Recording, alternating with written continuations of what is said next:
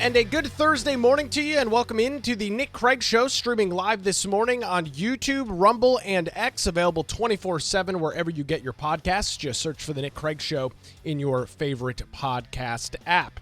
Little bit late of a start this morning. Had a power outage in the Murrayville area overnight, so getting caught up on some technical issues there. However, we have got a busy show planned for you this morning, and we start off with a couple of local stories here across southeastern North Carolina.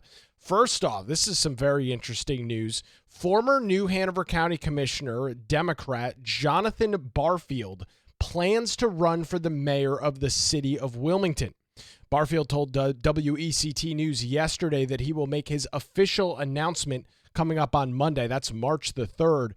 Barfield lost his county commission seat last November after spending 16 years on the board. And with that, Bill Saffo, currently the mayor of Wilmington, the longest serving mayor in the city's history, has been the mayor for almost 20 years. There's been questions over the last couple of election cycles whether Mayor Saffo was going to run again for re-election. Now you've got another Democrat challenger and Jonathan Barfield throwing his hat into the race. It is going to be a very interesting municipal election here across southeastern North Carolina. Filing for all of those offices begin in July. There is no primary because they are nonpartisan municipal elections. Candidates file in July, and then everybody's name is on the ballot come November. So we'll be keeping very close to, of course, the local election news as it is relevant to you right here on the show. Looking at some other news this morning, some interesting details coming out of the Wilmington Police Department.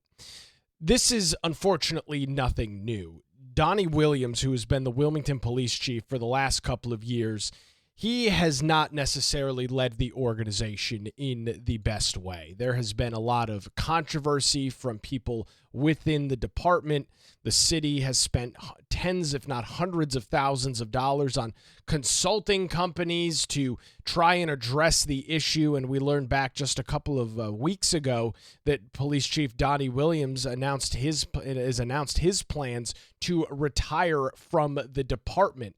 But without that taking place, there is still a lot of that is going on within the Wilmington Police Department. And there is a very lengthy article this morning over at WHQR by Ben Shopman, a very well-written piece about the saga that is the Wilmington Police Department. I've got my own interesting story that I wasn't allowed to talk about in the past in regards to the WPD that I'll get into here.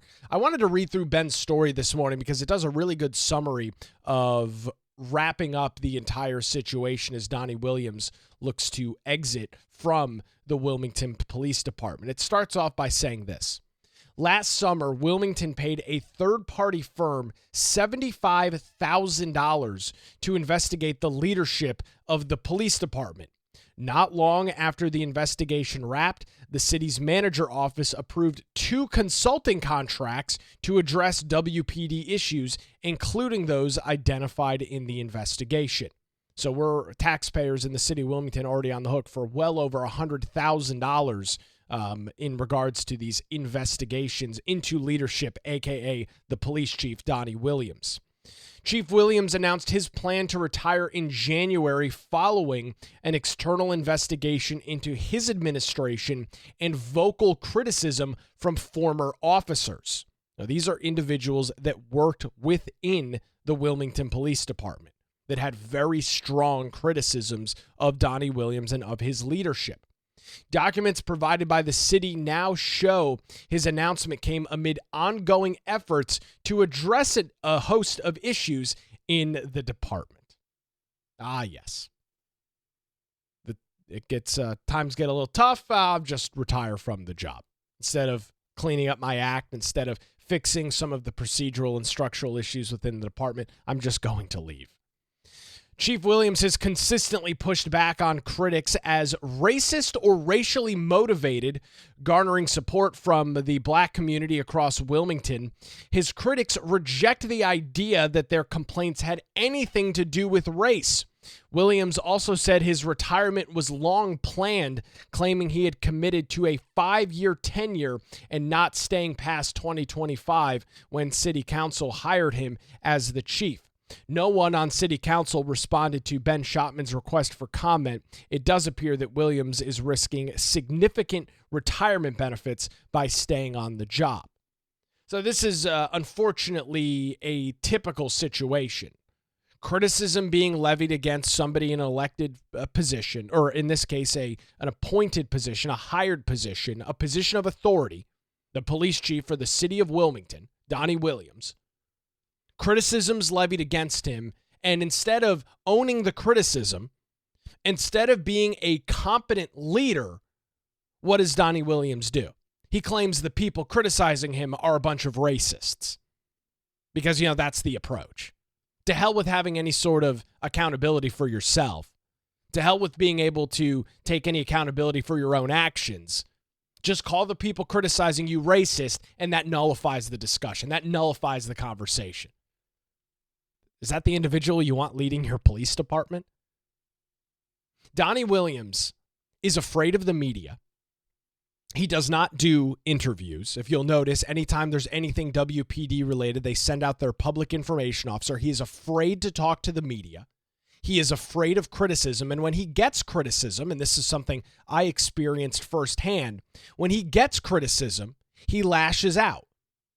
On more than one occasion, when I was doing the morning radio show here in town and had criticisms of Donnie Williams, brought forward concerns that were relayed from former officers, both speaking on and off the record, Donnie Williams took his time to send a very heated, lengthy email to my bosses in an attempt to get me to keep quiet about the Wilmington Police Department, to not comment on things that were going on within WPD, to make accusations against me that I was anti-law enforcement because I had the audacity to criticize the police chief. This is the kind of weak leadership that Donnie Williams' department has. I no longer have any of those restrictions. I'm not worried about anybody saying anything to me anymore. Donnie Williams is afraid to face the music. He is a weak, ineffective leader and has been an awful chief of the Wilmington Police Department. Plain and simple. If you can't handle criticism, then don't take the job to be the police chief.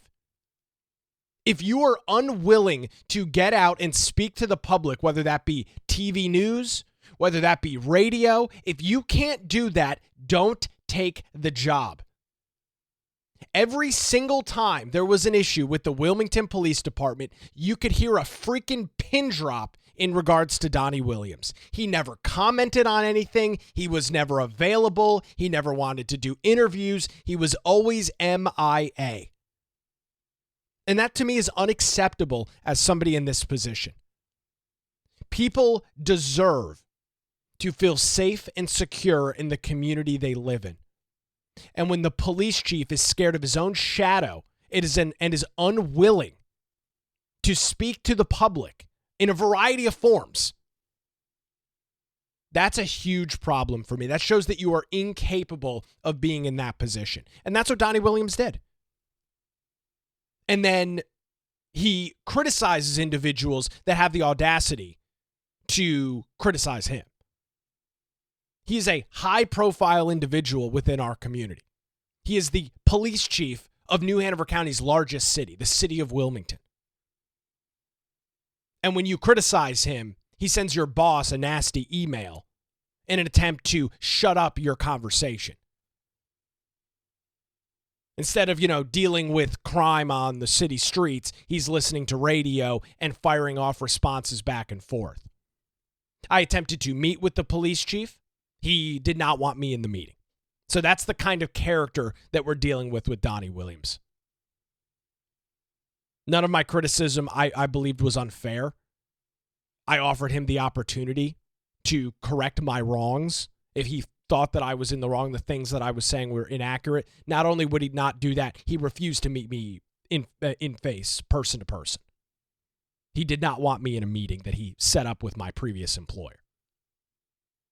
That was a bridge too far for Donnie Williams.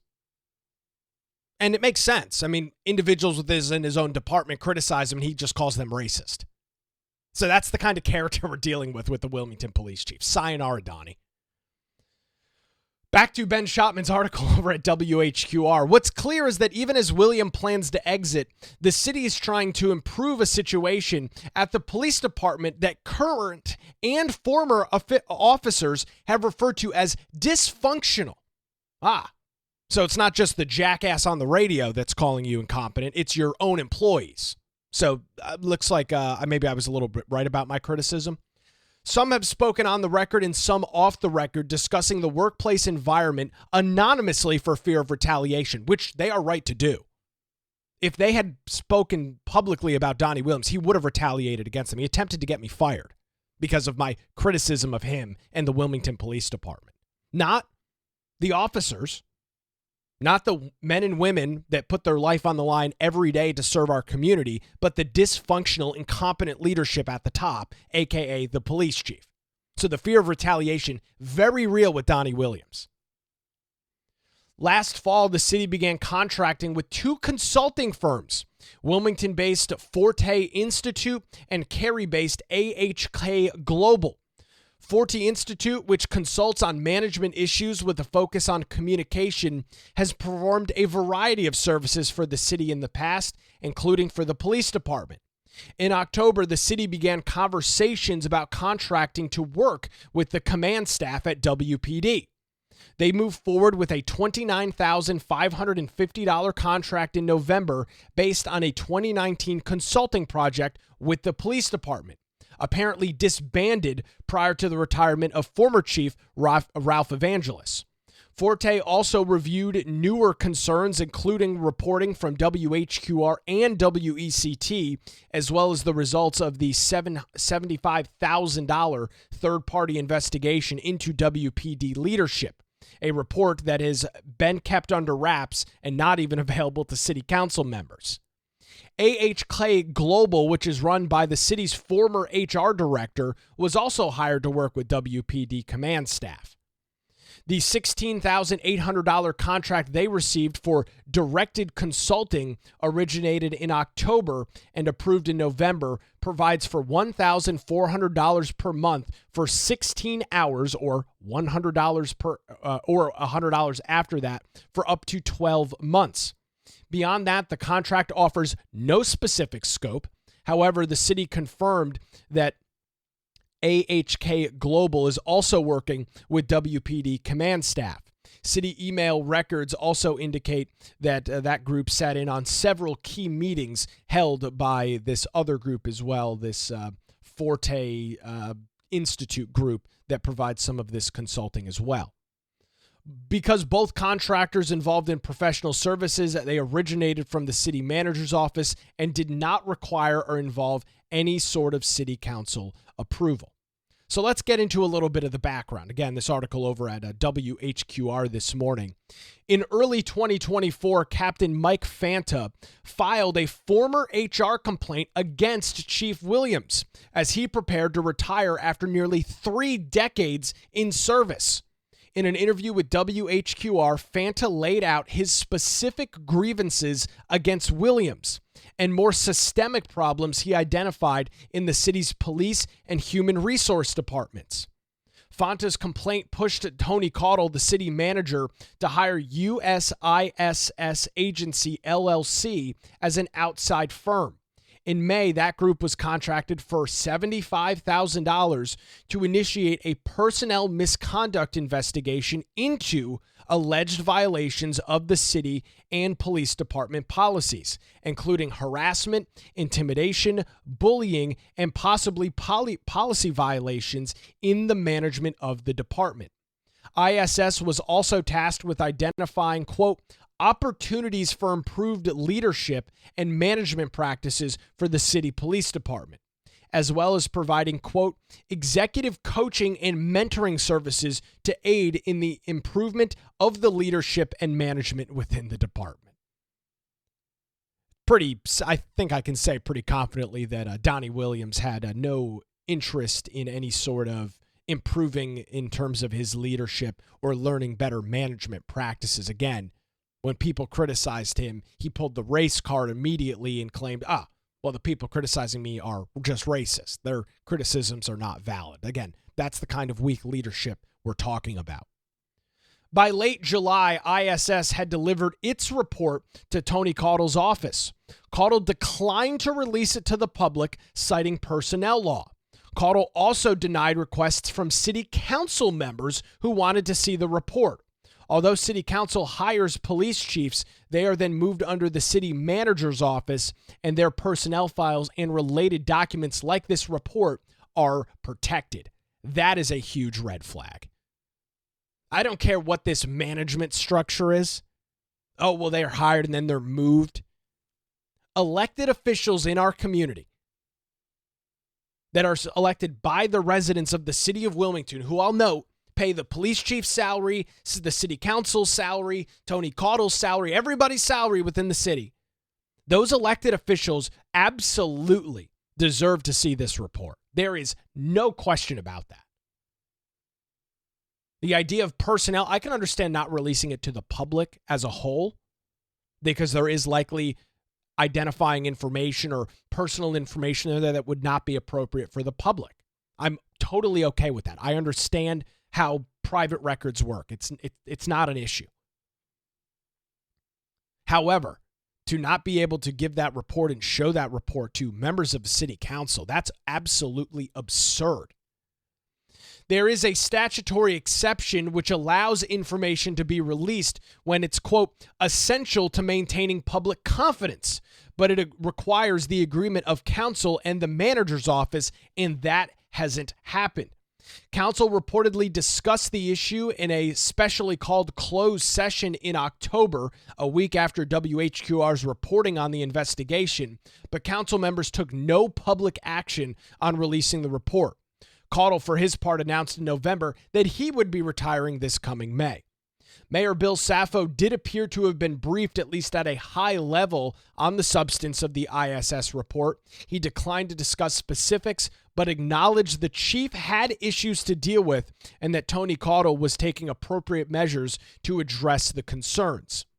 On October 10th, about a week after WHQR reported on the city's contract with ISS, Forte founder and chairman Hoop Morgan contacted Clayton Roberts, the city's HR director, and wrote an email saying, quote, Clayton, we may just resurrect this as a starting place's thoughts. Morgan attached a April 2019 PowerPoint presentation outlining consulting work for the Wilmington Police Department, then under Chief Ralph Evangelos. Email records from the city show that Forte used that presentation with some modifications to launch its work with the Williams administration. According to the $29,550 contract with this Forte group, the work included a cohort of 18 employees, including Chief Williams, top command staff, members of the WPD communication team, as well as Kim Carlson, the city's DEI director. Thank God she was involved. These officers were slated to fill out benchmarking and update surveys every 30 days with debriefings afterwards over the course of 6 months. The goal, according to Forte, is to, quote, bring the command staff together as an example and expectation for the entire agency. Forte's 2024 update outlined a number of issues, internal problems including communication. No, that's a huge issue. Donnie Williams is afraid of his own shadow when it comes to the media. The need for more open door policies and constructive feedback, better mentoring and accountability systems, and a better explanation of the why when the chief makes a decision. Both the 2019 and 2024 presentations make special note of the importance of body language. So, I want to show you a slide from the presentation. And I'm going to show you this slide. For the audio listeners, I'll read over it. And I'm glad that this is being looked into. But I cannot believe Donnie Williams or any any high up staff within the Wilmington Police Department, individuals who have spent their entire lives. Donnie Williams started as a beat cop in Wilmington, has spent his entire life within the police force. Most of the other command staff spending their entire life in law enforcement need this slide to be presented to them by a consulting group that the city is paying $75,000. But look, just look at this. Body language. It's got a picture of a kid, a child, probably 4 years old, sitting on a chair with his arms crossed. And it says this: self-awareness / situational awareness, Forte interaction reports. Forte motivators and demotivators. Understanding the complexity behind the positive and negative styles in a profession where being skeptical is also a competency. It can be difficult. This starts at a very young age. This needed to be given to the employees and the high up, the chief of the Wilmington Police Department? A slideshow presentation on body language? I'm sorry, I just can't wrap my head around that. Body language? Can't figure that out? You need to pay a consulting firm to come in and tell you that your body language is important when you're interacting not only with the public, but with your employees within the department? I'll leave that there. Other issues involved both the department and the city's HR department, including a city pay policy that, quote, doesn't value experience, end quote, and an inefficient evaluation process and questionable hiring practices, particularly the psychological element. There's also evidence from staffing frustrations that have plagued many law enforcement agencies, including calls for better retention of good employees and more aggressive lobbying for department needs in the pre-budgeting and budgeting process. The presentation also noted that the department also gives citizens the runaround and doesn't respond reliably. It also suggests using software to track responses to the public. That was one of my big issues in regards to my criticism of Chief Donnie Williams. There would be a shooting, some sort of police activity within the city of Wilmington. We would be told this is an ongoing investigation, which is a fair practice, a common practice, and a legal practice, and we would never hear anything else about it. Irregardless of the issue, so many times in my 3.5 years of covering Wilmington news 5 days a week, 3 hours a morning, WPD issue, something going on, not with the department, but a law enforcement related task within the city. No comment available at this time, and that's it. You have to speak to the public. You are in law enforcement. You interface and interact with the public. The public demands the ability to feel safe and secure in where they live. And part of that is communication and trust within law enforcement. That culture was not created by Police Chief Donnie Williams, not in the slightest. From the public standpoint, and apparently from his own employees, who did not think his management style was very effective and useful. According to invoices and emails from the Forte Forte Consulting Group, the consultants also reviewed media reports. One invoice item showed WECT reporting on the Fraternal Order of Police's meeting with Sappho, and Councilman Luke Waddell was reviewed in November by an AI by two individuals within the company.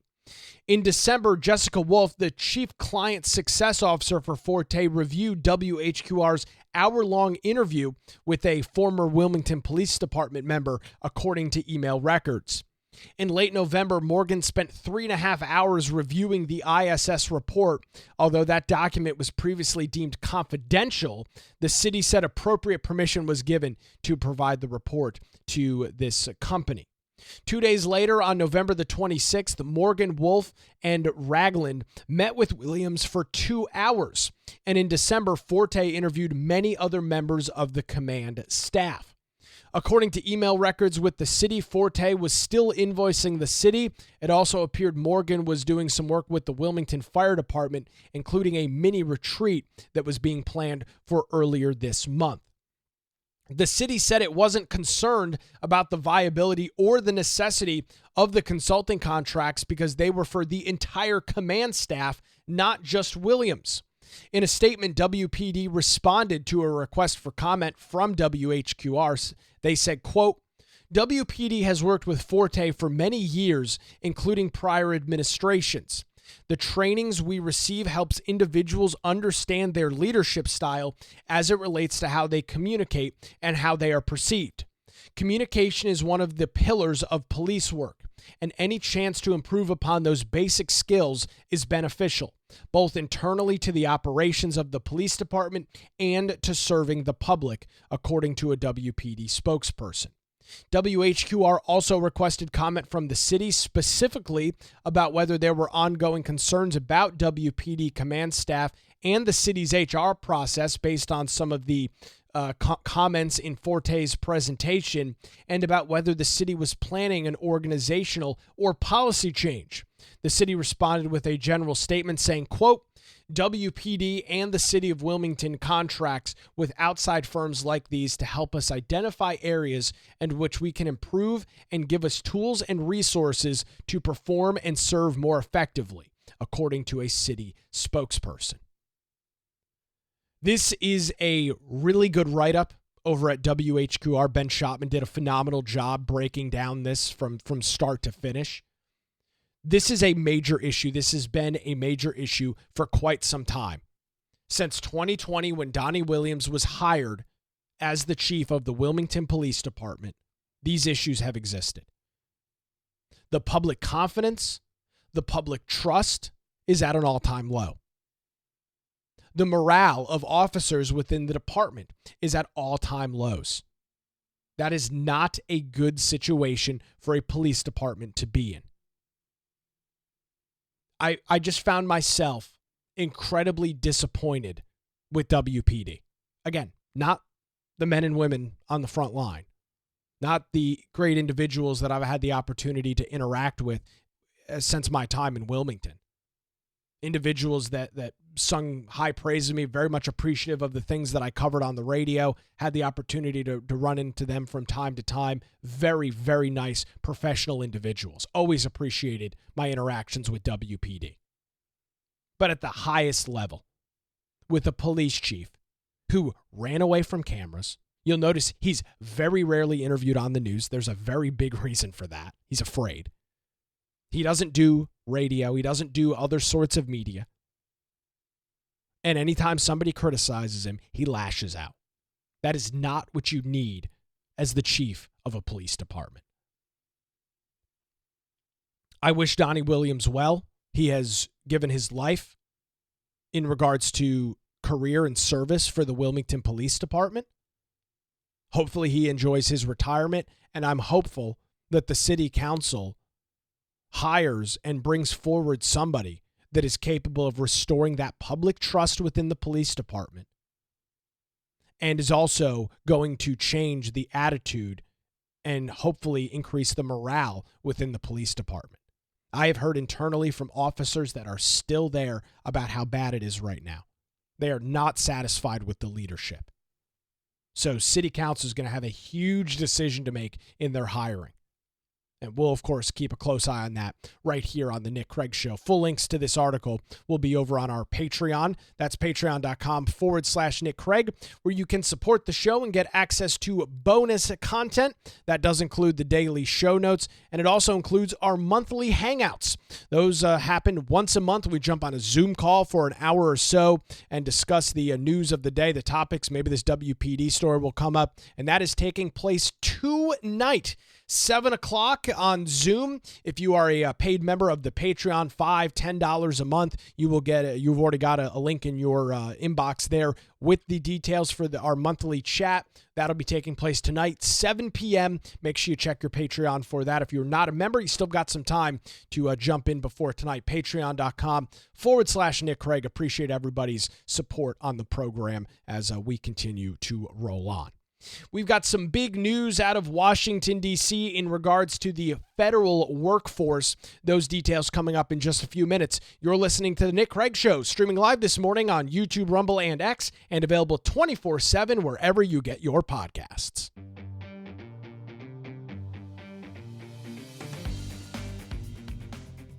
And welcome back to the Nick Craig Show, streaming live this morning on YouTube, Rumble, and X. Thanks to everybody for joining us live or via podcast this morning.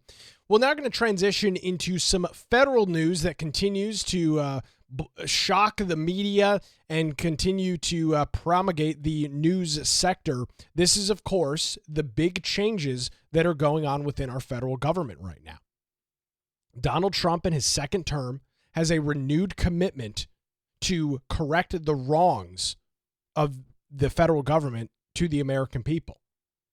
And this is in regards to the federal workforce. We're just over the last month or so much waste, fraud, and abuse has been uncovered. Things that I'm sure many of us thought were the case. We have known for our entire lives that the federal government was full of all of this waste, full of all of this abuse. But there was never really anything to grasp onto.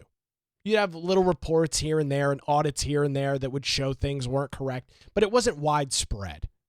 It would blip into the news cycle for a day and then it was gone, and then business as usual.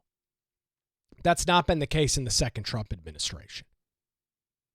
The Department of Government Efficiency, led by Elon Musk, directed by President Trump, is absolutely digging under the hood in every single federal agency, in every single department, and trying to figure out what is going on within our government. Why is it so expensive, and why is it so freaking inefficient at what it does? Case in point, FEMA, Western North Carolina. That's the only example you need. I could list off examples for the next 3 hours, but that's the most recent. That's the example that has affected so many folks across our state this morning.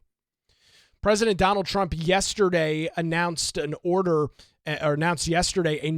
major reduction in the federal workforce, which was announced by the Office of Budget and Management yesterday and reiterated during the first cabinet meeting at his second term within the White House.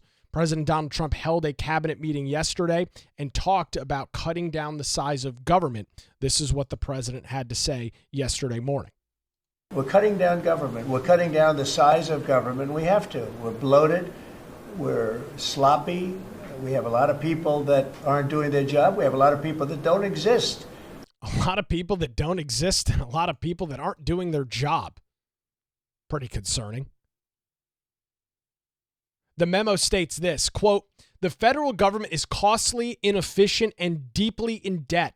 At the same time, it is not producing results for the American public. Instead, tax dollars are being siphoned off to fund unproductive and unnecessary programs that benefit radical interest groups while hurting hardworking American citizens. The American people registered their verdict on the bloated, corrupt federal government on November the 5th, 2024, by voting for President Trump and his promise to sweepingly reform the federal government. On February the 11th, 2025, President Trump's executive order implementing the president's Department of Government Efficiency Workforce Optimization Initiative, catch my breath, commenced a critical transformation of the federal bureaucracy.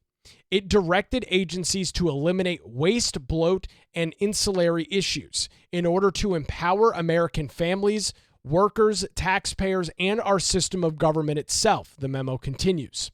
President Trump required that agency heads shall promptly undertake preparations to initiate large-scale reductions in force, consistent with applicable law.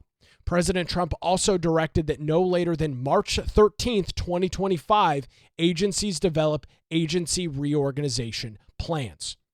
Trump is dead serious about this, and he should be. Because as I've mentioned, and as you are well aware, the situation that we are in right now is completely impractical for the long term. It is completely unsustainable long term. We cannot continue to borrow and spend money at the clip and the degree to which we're doing it right now. We are borrowing against my grandchildren's children right now. I don't even have kids, and we're borrowing against my grandchildren's children. Because that's the level of waste, fraud, and abuse within the federal government. That is the level of frivolous, ridiculous spending on stupid nonsense that provides no value. And that's really what this comes down to. Earlier this week, we were talking about the budget session that's going to be taking place here in New Hanover County. We'll see a similar thing in the city of Wilmington. You'll see it up in Raleigh at the State General Assembly. And with all of that, the question needs to be asked. And it's a tough question. I get it. It's not an easy thing. But the question needs to be asked, what are we getting for this? When you spend money on something as a private citizen, as an individual that works hard, 40 hours a week, gets all your work done, when you spend your hard-earned money, you are asking yourself, what am I getting for this? What am I getting in return? You do it every single day. You make decisions every single day based on that hard-earned money, whether you drink coffee at home instead of getting $8 coffee out at Starbucks. That's a decision. What am I getting for my money? I can drink coffee for pennies on the dollar at home, or I can spend $8. That's a decision that you make because the money means something. What could you better do with that $8 than spend it on coffee? It's a very basic, simple example that hundreds of thousands, millions of Americans make every single day. Yet in government, this idea of what are we getting for the dollars we're spending seemingly doesn't exist. How often have you heard state, local, federal governments say, oh, we're going to invest $600,000 into this program. What are we going to get? No, that's never the discussion. It's we're going to spend your money on this because it's a pet project and it's something we want to spend money on, irregardless of the ROI, irregardless of the effect that it has on the community or what it brings in terms of value to the people that are funding it.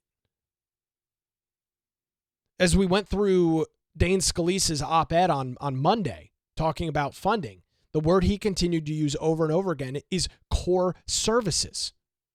Those are the things that the public, the taxpayers, the residents of New Hanover County, those are the things we actually interface with, the core services. Whether that's departments and agencies like the Register of Deeds, things that we have to interface with. That's a core service. That's where money needs to be spent.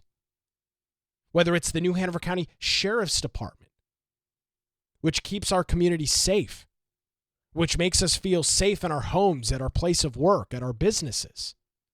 Those are the core services that government needs to focus on. Strip out and cut off all the other nonsense. Focus on the core services. Not all the shiny, sparkly things in the corner that everybody wants to spend money on. The core things that we actually get tangible value from. Things that you can look at and say, yeah, here's the ROI. We spend hundreds of millions of dollars a year on schools. What's the ROI? Well, we have a public school system that functions and operates. There's your ROI. We spend tens of millions of dollars on law enforcement. What's the ROI? When you have an emergency, you can pick up the phone, call 911, and law enforcement will be at your house. That's the ROI. That's the tangible thing that you can touch, that you can interface with. That's what government needs to be focused on, and it's not. It's a bunch of bureaucrats. It's a bunch of unelected individuals, and it's a bunch of people that are taking advantage of the federal government. I don't blame them for it.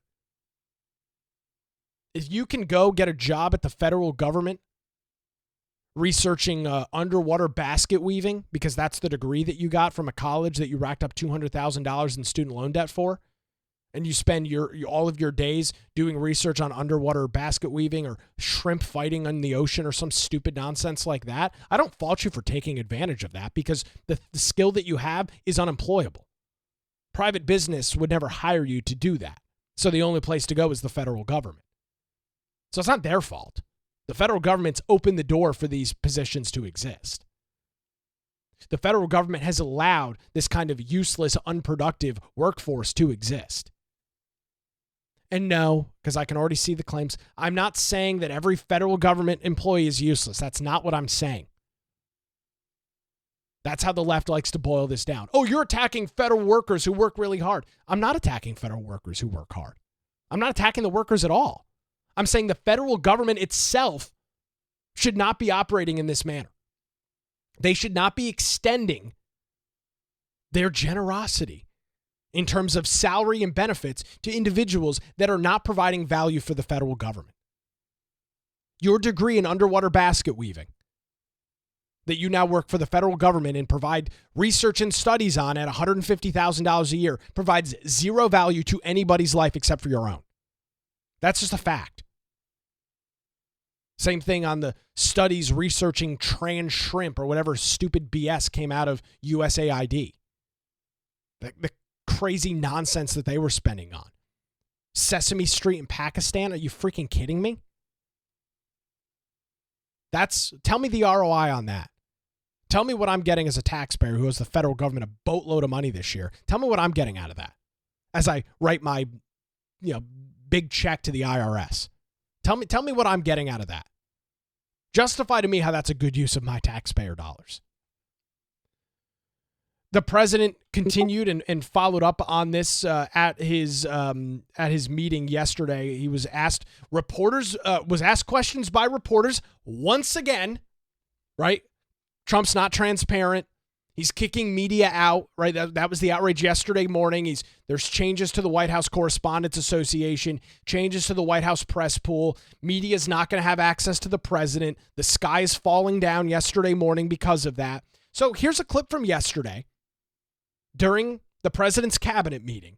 You can see all the cameras. You can see all the microphones. Here is 2 minutes of the president going back and forth with the media. Don't forget, though, not transparent. Not open to the free press. That's what we know about Donald Trump, right? I'd like to add that those million people that haven't responded, though, Elon, they are on the bubble. I wouldn't say that we're thrilled about it. They haven't responded. Now, maybe they don't exist. Maybe we're paying people that don't exist. Don't forget, we just got here. This group just got here. But those people are on the bubble, as they say. Maybe they're going to be gone. Maybe they're not around. Maybe they have other jobs. Maybe they moved and they're not where they're supposed to be. A lot of things could have happened. I wouldn't say that Biden ran a very tight administration. They spent money like nobody's ever spent money before, wasted money. The Green New Scam, all of the different things they spent money on. And you've seen that. You've seen that with some of the things that I read in speeches. I read them and people can't believe when I read them. 20 million here, 30 million here for a little educational course on something, circumcision, right? Circumcision. $20 million to inform the people of such and such a country on other things and other things other than that. So, those people are, right now we're trying to find out who those people are that haven't responded. Now, there'll be some agencies, like Marco has people within state that are right now doing very classified, very confidential work, and we understand that. We've talked, and we're being a little more surgical. And Marco's doing a lot of things himself. And some of the secretaries we're going to be going to them. We're going to be talking about it today. We're going to ask them to do their own doge. In other words, they'll look in their group, and I spoke with Lee Zeldin, and he thinks he's going to be cutting 65% or so of the people from environmental. And we're going to speed up the process, too, at the same time. You had a lot of people that weren't doing their job. They were just obstructionists, and a lot of people that didn't exist, I guess, Lee, too. You found a lot of empty spots that the people weren't there. They didn't exist. So that's big news right there, that the Lee Zeldin, who's a phenomenal individual, ran for governor of New York, almost won amazingly in the deep blue state that is, might cut the workforce of EPA by 65%. And what's the result of that going to be? Less bureaucracy, less red tape, and quicker turnaround. So that when a government has to interface with EPA, when somebody like the North Carolina Department of Transportation needs to interface with the EPA to build a bridge or build a road, it doesn't take 7 years for EPA to get their head out of their ass and actually do something. They believe they can continue to operate EPA and Trump ad-libbing here, private conversations with Zeldin. To me, that sounds very realistic and practical. The EPA is where the individual who's working right now is collecting the $150,000 plus a year salary studying underwater basket weaving because, that's environmental protection. Useful skill to our society. I don't know why this is so controversial. I mean, maybe I'm asking a rhetorical question. But I don't know why this is such an issue.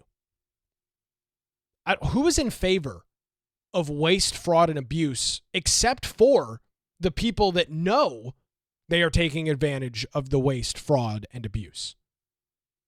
Like, if you're just a regular, everyday American citizen, and stick with me here. If you're just a regular, everyday Joe Schmo, who, again, works your 40-hour-a-week job, busts your rear end to get your job done, keep your bosses happy, to provide for your family, why would you be against the federal government digging into the copious amounts of money that they spend to try and cut fat, cut waste, and eventually cut taxes? Because that's where the rubber meets the road. When you shrink the size of the federal government, when you cut 65% of EPA, just using that as an example from President Trump, that department no longer needs all of that money. The amount that we spend each and every year can go down dramatically, can reduce significantly. And the result of that is we pay less in taxes, whether it's income tax or all of the other taxes that you are hit on throughout the year. Things on your cell phone bill, your electrical bill, this bill, that bill. Why would you be against that? Now the claim from some on the left, if you watch CNN or MSNBC, as they've been, crying out their hearts over these federal workers who they claim, Trump is destroying these people's lives. But I just don't understand why you'd be against that. Why are you for waste, fraud, and abuse? Why are you okay with your money being sucked out of your paycheck every 2 weeks up to Washington, D.C., for them to fund stupid nonsense programs that interact with your life 0% of the time and never will? Why are you okay with the inefficient, slow, bureaucratical process that is the federal government when you have to interact with them? That's what you're paying for. I'm not okay paying for that. If you have as a private citizen, if you're paying for something, a monthly subscription to whatever the service might be, maybe your cell phone bill, and you're constantly having issues with your cell phone provider, what are you going to do? You're going to call and complain a couple of times, see if they can make the issue right. And if not, what are you going to do? You're going to cancel your cell phone subscription with that company and find somebody else that can provide the service that actually works. I think that's a relatively easy, simple example for people to wrap their head around. Because you're paying for something, and in response for that payment, the money that you are giving to that company, you are expecting a high-quality service. And if you're not getting that high-quality service, if that service isn't working for you, then you make a change. I had an internet company that I was not happy with back a couple of years ago. I called and complained. They were unable to fix the issue in a sufficient manner for what I needed. So what did I do? I canceled and I got a new company to provide internet. Because I was expecting high quality service for the $100 a month I was spending on internet. I was not okay with the intermittent nature of the internet that I was receiving, the slow speeds that I was receiving. I called, I complained, they didn't fix the problem, I went somewhere else. How is that any different than your interface with the federal government? The only difference is you don't have a choice. There is no alternative to go to. You are required to pay taxes. Your employer is required to pay taxes out of your paycheck. Or if you're a 1099 contractor, you're required to keep track of everything and pay your taxes in a lump sum at the end of the year or quarterly if you've got that set up. And you don't have a choice whether the federal government works for you or not. You don't have a choice whether it's efficient or you're getting high quality service. You just have to take it because there's no alternative. So again, tell me why you're not in favor of reducing the bloat, the waste, and the fat within the federal government. If there are good things that are happening, does the EPA need to exist? Yeah, probably in some aspects. Does it need to exist at the level that it does right now? No. Does it need to have the amount of bloat and bureaucracy that it has right now? The answer is no. The EPA can operate as it was created by Congress to provide the services that they do to governments in regards to environmental. They can do that with, at least as we're learning this morning, about 30 or 40% of their current staff. And if they can do that, then that's what they need to do. That's how private business operates. The federal government should be no different. There's this weird analogy, and I've seen some comments online. Yeah, but the federal government isn't private business. Well, first, thank you for your astute political opinion. Thanks for those insights. And that's the issue. That's not an excuse. That's not a good justification as to why government sucks at providing many of the core services that they're responsible for. They should operate more like a business, because if a business doesn't operate well, it shuts down. When the government doesn't operate well, they raise your taxes and steal more of your money. That's not a system that I'm okay with. That's not a system that creates a prosperous middle class, which is, of course, who taxes hurt the most, where inefficiencies and slow government hurts the most, is the middle class. I'm not okay with that. I don't know why anybody is okay with that. But the tears continue to flow. The outrage continues to swarm on social media and cable news and in newspapers. I just can't wrap my head around it. I've got a couple of other stories or a couple of other little notes in regards to this. This out last night from the Washington Post. The IRS to close more than 120 offices with taxpayer assistance centers. I didn't realize the IRS had more than 120 offices to even close. Doesn't say they're closing all of them. It says they're closing more than 120 offices. Why does the IRS have those regional offices? I can understand having some offices, sure. But as you can probably imagine, there is a lot of offices with very little traffic that comes through it, very little interfacing that goes on with the consumer, the American public, and those need to close. So the IRS is set to close more than 120 offices. That's great. And then this coming out just about 30 minutes ago from Election Wizard, which is a great Twitter account to follow. USAID workers will be given 15 minutes to clear their workspace as the agency gets dismantled. That being reported from the Associated Press this morning. Phenomenal. The culture that has been created, the idea that the federal government is in the business of employing, is in the business of employing people. Like that's their main goal, their main focus. It's never been a good strategy. It's never been a good idea. And it's finally being dismantled. It's finally being stripped and cut out. And I couldn't be happier. I mean, I really couldn't be happier. I've been talking to people a lot. I've been talking to a whole bunch of people over the last couple of weeks since the Trump administration has been really digging into this stuff. And I've talked to people all across the age spectrum, people my age, individuals in their 60s, and the same thing is being repeated by every single one of them. Never in my lifetime did I think I would see this happen. Never in my wildest dreams did I imagine somebody would actually take the federal government to task. And not just any random person, but the President of the United States, who has come in and said the status quo, the way of doing things, which is a phenomenal government term at all levels. Oh, it's the way we do things. It's the way we do things. It's the way we do things. It's all gone. It's time for the government to get laser focused on what they do. It's time to get laser focused on core services and efficiency. We are at a turning point in our nation right now, strictly from a financial standpoint. Cut all of the politics out of it. Cut all of the BS, D versus R, conservative versus liberal. Get rid of all of that for the premise of this conversation. We are at a financial crossroads right now. We have an unsustainable spending problem. We spend, you've heard the analogy, like drunken sailors.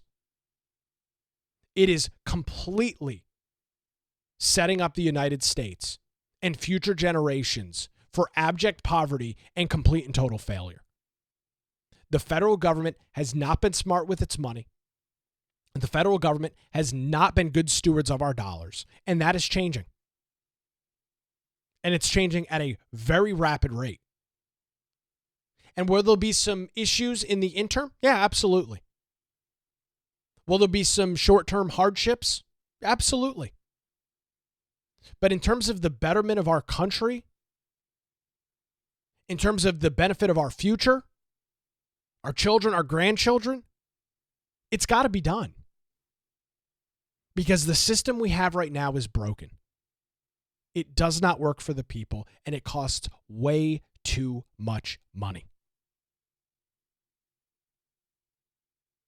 I'm so glad that Trump is continuing to be laser focused on this. I am so appreciative of him, individuals like Elon Musk, and all of Trump's cabinet's picks that have come on board with this and said, yeah, we're going to root out the fraud, the waste, the abuse within our departments.